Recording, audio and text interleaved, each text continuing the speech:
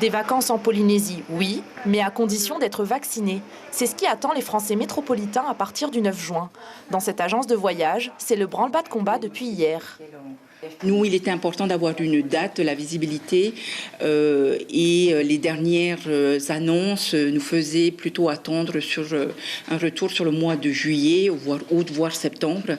Donc on a fait une très bonne surprise avec une date qui est plus tôt que prévue et qui nous a permis de réactiver toutes les réservations très rapidement.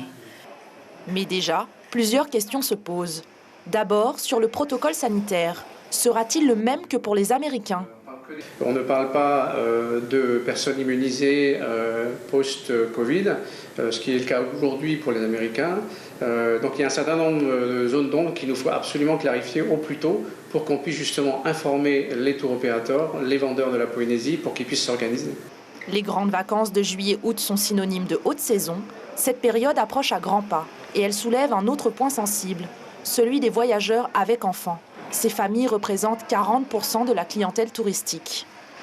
Si on impose une quarantaine aux enfants entre 16 et 6 ans, il est évident que toutes ces familles vont annuler, ou la grande majorité de ces familles vont annuler.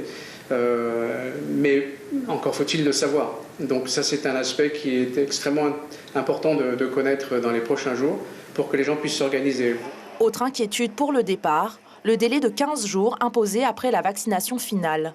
Les professionnels du tourisme attendent donc de nombreuses précisions lors de la prochaine conférence de presse.